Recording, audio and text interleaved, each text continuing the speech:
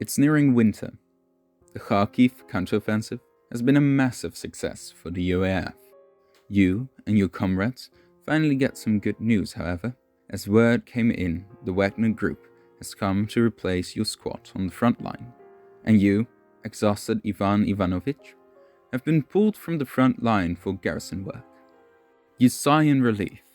After all, the further from the front you are, the further you are from death, right? Your mind might begin to change as you look at maps of the occupied areas in Ukraine. In many ways, it resembles a Swiss cheese. Massive swaths of the controlled countryside with intermittent halts at cities, granted the ominous label of partisan activity.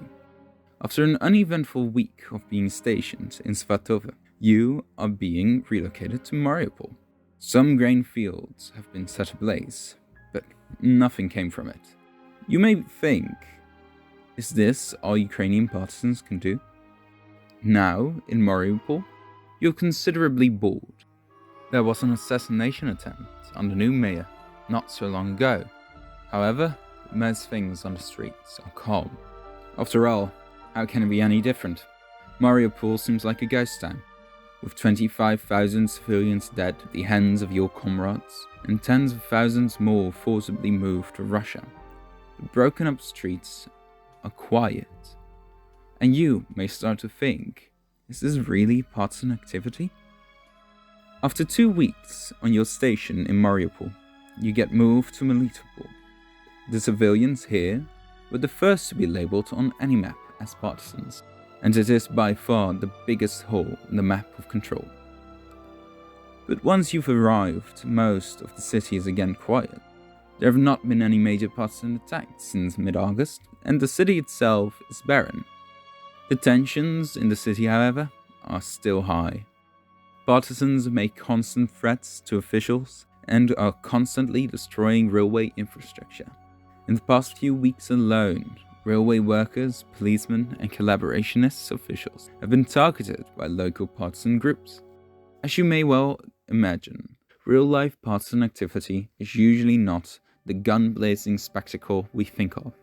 The partisans in Svatove were mostly occupied with executing economic partisan missions, with the burning of cropland intended to stop Russia from profiting of these lands. The partisans in Mariupol were mostly occupied with stopping collaborationists from working properly, and the partisans in Melitopol are occupied with wreaking havoc to Russian supply lines. In my own experience, people have taught me to remove areas of partisan activity from my map, since, well, not enough people were dying. But demanding true partisan activity to have a certain death rate is way too much of an arbitrary line. Each and every one of these acts of partisan activity play their own unique but highly valuable role in the conflict. And in some cases, economic, political, or supply-focused attacks can result in greater military casualties for your opponent in the long term.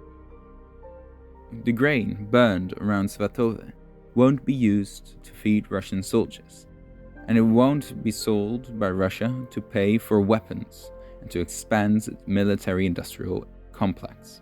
Stopping collaborationists has a myriad of positive benefits, from the impeding of regular governmental functions to making the idea of being a collaborationist yourself less appealing. After all, if every collaborationist gets shot and hated, why would you become one, other than greed and money? And I'm more than certain everyone understands how a dysfunctional supply system can be catastrophic to any large military operations. Supply truly has been the name of the game this entire war.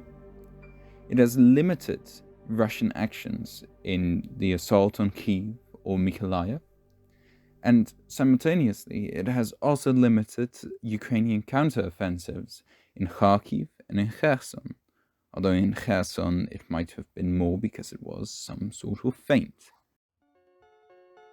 The thing I would want for anybody listening to this video to take home is to never underestimate the impact and value of non-lethal variants of partisan warfare. Destroying a bridge, murdering a single, or simply impeding a single collaborationist from working properly can have drastic effects on the effectiveness of garrisons, on the effectiveness of armies, and it can have massive effects in the long-term propaganda game. Thank you for listening, and have a nice day.